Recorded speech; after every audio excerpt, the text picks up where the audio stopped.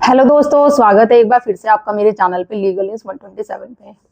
दोस्तों, सामाजिक न्याय की अवधारणा है जो सबसे ज्यादा जोर किस पे देती है? बूढ़ों पे, बच्चों पे और लाचार लोगों पे। आप ध्यान दीजिएगा, लाचार लोगों में महिला नहीं आती है। लाचार में व्यक्ति वो आता है, चाहे वो पुरुष हो या महिला। यहाँ लिंग का कोई भेदभाव नहीं है। अब ये मैं किस लिए बात कर रही हूँ कि जो 125 का जो सीआरपीसी है, जानते तो होंगे ही आप। अब आप में से कहेंगे सभी लोग जानते हैं, वही जो पत्नी केस कर देती है आप पे झूठा, फिर पैसे लेने के लिए किया जाता है। अब पैसे आखिर मेंटेनेंस क्यों पत्नी ले लेती है, आप क्यों देने पे हो जाते हैं? क्योंकि आप गलत को सही नहीं बोलते हो कि ये गलत है तो गलत है। जो एक चलता आ रहा है ना परंपरा, आप जैसे बोल लो कि भाई बोल दिया आपके वकील साहब ने या आपके घर वालों ने, भाई देना तो पड़ेगा मेंटेनेंस चाहे कुछ भी हो, तो आप आंख बंद करके देते चले जाते हो। और ये आपकी गलती नहीं, स्टार्टिंग से ही जब शादी करते हुए जब पंडित बोलता है कि भाई यहाँ पे 100 रुपए दक्षिणा दे दो, ये 5 सुपारी चढ़ा दो, ये कर दो, तो देते जाओ। भाई क्यों कर दो, यहाँ दक्षिणा क्यों दे दो? वहीं से ही क्वेश्चन जब मार्क होता है ना, तो वही चीज है कि आज यही नहीं होती। तो वही चीज एक माइंडसेट पहले से ही आता हुआ है। तो दे दो, तो भाई देना ही पड़ेगा। वकील साहब ने आपके बोल दिया, जज ने बोल दिया मेंटेन देना पड़ेगा, तो देना ही पड़ेगा। हम आवाज नहीं उठा सकते। क्यों? क्योंकि महिला के खिलाफ कौन बोल सकता है? जज भी उसके फेवर में होते हैं।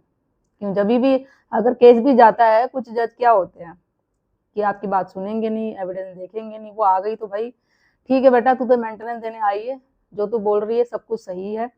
भले आपकी सैलरी 50,000 है, तो एक काम करते 35,000 दिलवा देते तेरे को। अब भाड़ में जाए पति, हमें उसकी कोई नहीं है दिक्कत, वो कुछ भी करे। वो अब वो 10,000 बचते उसके पास, कुछ भी बेचता, वो अपना गुजारा करे। लोन दे रहा है कोई, माता पिता की सेवा करे, उससे कोई मतलब नहीं है।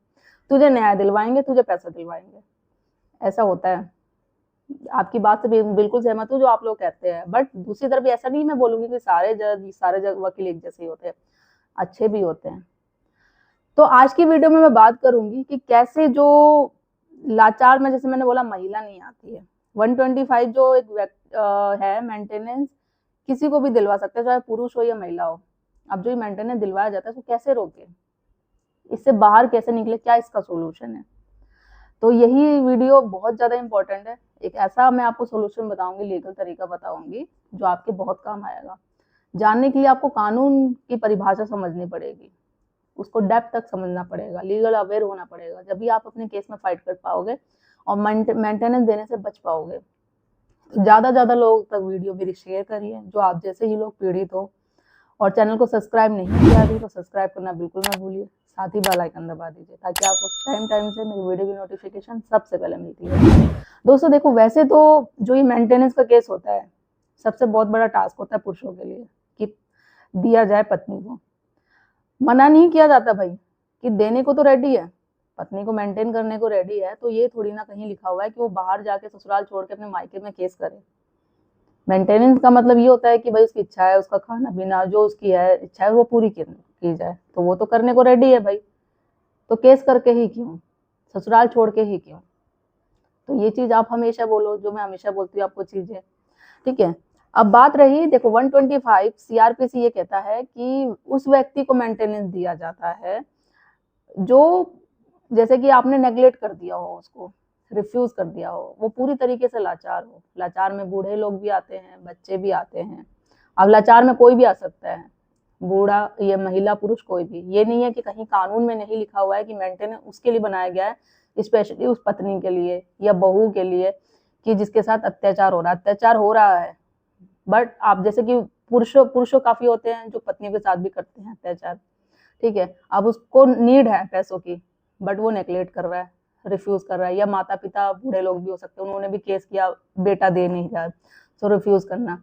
पति भी मांग सकता है पत्नी से, जब पत्नी वर्किंग हो, पति बेरोजगार होता है या वो अपाहिज होता है, कुछ भी प्रॉब्लम हो सकती है, तो पत्नी नेगलेक्ट करना, तो उस व्यक्ति को दिया जाता है। किसी लिंग भेदभाव में नहीं है कि पत्नी ही मेंटेनेंस का केस कर सकती है। तो इससे बचने के लिए क्या उपाय है, कैसे बाहर आए कि पत्नी को मेंटेनेंस ना मिल सके? देखो, इसका जो एक बेस्ट एक मैं तरीका बताती हूँ। वैसे तो मैंने काफी सारी वीडियो में आपको बताती रहती हूँ, शेयर करती रहती हूँ क्या तरीका है, किस बेस पे जा सकते हैं। पत्नी पढ़ी लिखी है या फिर वो अडल्ट्री में है, एजुकेशन छुपा रही है, अपनी क्वालिफिकेशन छुपा रही है, ऐसी जजमेंट आ रखी है कि पढ़ी लिखी को भी नहीं दिया जाएगा, क्वालिफिकेशन है उसकी पढ़ी लिखी है, तो उस बेस पे भी ऐसी जजमेंट आ रहा कि भाई अगर वो खुद पढ़ी लिखी है तो खुद जॉब करके अपने आप को मेंटेन कर सकती है। सॉरी। तो देखो, एक पत्नी का मेंटेनेंस रुकने का एक बेस्ट एक सॉल्यूशन बताती हूँ। थोड़ा अजीब व गरीब है, बस आपके काम जरूर आएगा, ये करके जरूर देखिएगा। देखो, जैसे मैंने बोला, उस व्यक्ति को दिया जाता है जिसे आप नेग्लेक्ट करते हैं, रिफ्यूज करते हैं। बूढ़े, बच्चे या लाचार, लाचार में कोई भी आ जाएगा। अब आपके माता पिता तो भाई बूढ़े ही हैं, भाई बहन भी होते हैं, उनको भी जरूरत पड़ेगी भाई पैसे की। अगर आपके साथ वो रहते हैं तो कोई भी कर सकता है मेंटेनेंस का केस। तो आपको एक काम करना है, अपने माता पिता द्वारा ही ना अपने ऊपर मेंटेनेंस का केस करवा दो कि भाई हमारी एज बूढ़ी हो गई है, ये अपने गृहस्थी जीवन में ही उलझा हुआ है, हमारी देख रेख नहीं हो रही है, इसकी बीवी जो घर की बहू है हमारी, वो हमें ही परेशान कर रही है, हमें आगे जीवन जीने में दिक्कत हो रही है, खाना पीना मेडिसिन दवाई कुछ नहीं मिलता टाइम से, तो हमें भैया पैसे चाहिए। एक एग्जाम्पल के तौर पे बताती हूँ, वो अभी मुझे एग्जैक्ट वो वर्ड याद नहीं आ रहा, तो पुराने जमाने में एक होता था ना, जो जिससे हम पानी निकालते थे, तो जब वो गोल गोल घूमता था ना, जब हम पानी उसमें छोटे छोटे लगे रहते थे पानी बाहर निकालने के लिए, राउंड सा होता था गोल गोल, पानी बाहर आता था, बाकी जो पानी था वो कुआं के अंदर ही चला जाता था। तो इससे मैं क्या आपको समझाना चाह रही हूँ कि आप मेंटेनेंस माता पिता द्वारा अपने ऊपर करवाओगे, माता पिता के अकाउंट में ही जाएगा, घूम फिर के आपकी फैमिली में ही आएगा। फॉर एग्जाम्पल 50,000 सैलरी है, तो भाई 40,000 का मेंटेनेंस करवा दो। आप ऐसा अपने आप को बना दो, हाँ भाई मैंने बहुत बड़ी गलती की है, मुझे माता पिता को इग्नोर नहीं करना चाहिए था, नेग्लेक्ट नहीं करना चाहिए था, उनका ध्यान रखना चाहिए था, मैंने रिफ्यूज किया, तो मैं रेडी हूँ भाई, 40,000 का मेंटेनेंस हो गया तो ठीक है, मैं 40,000 का दे दूंगा। अब बात बचे मेरे पास भाई 50,000 सैलरी, 40,000 में माता पिता को ही अपने दे रहा हूँ, अब 10,000 में भाई मैं अपना गुजारा करूँ, अपना लोन चुकाऊँ या पत्नी को मेंटेनेंस दूँ, ये बेस्ट सोल्यूशन। पत्नी देखती की देखती रह जाएगी, कोर्ट भी देखेगा भाई बात तो सही है, ये तो 40,000 तो इसके माता पिता ही इन्होंने क्लेम कर रखा है, 10,000 में ये अपना गुजारा करेगा, ऑफिस आना जाना, लोन चल रहा है, या कोई भी रेंट पे रह रहा है, रेंट दे रहा है, तो है ही नहीं। तो जबरदस्ती तो कोई कोर्ट मेंटेनेंस नहीं दिला सकती, क्योंकि मेंटेनेंस तो उसको ही दिला सकता है, नहीं भाई कोई भी कर सकता है। अब वो सारी चीजें लाइबिलिटी भी तो देखी जाएगी नहीं, अगर ये 50,000 सैलरी कमा रहा है, आधी तो इधर जा रही है, 10,000 में किसको, अगर पत्नी की रिक्वायरमेंट है भाई उसको 40,000 चाहिए, 50,000 चाहिए, तो कहाँ से देगा, होना भी तो चाहिए ना। थोड़ा सा अजीब और गरीब सोल्यूशन है, बट काम जरूर आएगा। एक चीज और, जब 125 क्लोज 1 सब क्लोज 1 और डी में ये साफ मेंशन है कि मजिस्ट्रेट को ना इनडायरेक्टली बाउंडेशन में रखा जाता है, रखा गया है कि उस व्यक्ति को मेंटेनेंस दिया जाएगा जिसे वो नेग्लेक्ट और रिफ्यूज किया जाता है। तो क्या मजिस्ट्रेट से साफ वो अपने दिल पे हाथ रख के वो खुद पूछे कि आप जब पत्नी को मेंटेनेंस दिलवा रहे हो, क्या वो सच में उसकी हकदार है या नहीं है। भैया बस वो आई एक महिला है, उसको आपने मेंटेनेंस अलाउ कर दिया। नेग्लेक्ट और रिफ्यूज करना, क्या उसके साथ सच में हुआ अत्याचार, उसे नीड थी पैसों की, मेंटेनेंस की जरूरत है, जो पति नहीं दे रहा है उसे नेग्लेक्ट कर रहा है, रिफ्यूज कर रहा है, ऐसा है कि भाई उसको सच में देना चाहिए तो आप अलाउ कर सकते हो, अदरवाइज नहीं। तो ये क्लियर मेंशन है, आप इस पे बोल सकते हो, कोर्ट में मजिस्ट्रेट के सामने ये चीजें बोल सकते हो।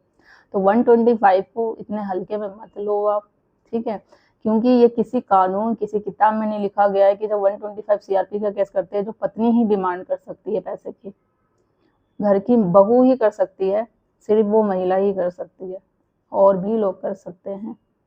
तो ये एक सॉल्यूशन है, करके देखो, शायद काम आ जाए आपके। और कैसा लगा वीडियो जरूर बताइएगा कमेंट में, ज़्यादा ज़्यादा लोग तक शेयर कर दीजिए जो आपके जैसे ही लोग पीड़ित होते हैं। जल्दी मिलती हूँ मैं कैसे ही इंफॉर्मेटिव वीडियो के साथ, चैनल को सब्सक्राइब करना बिल्कुल नहीं भूलिएगा। तब तक के लिए थैंक यू।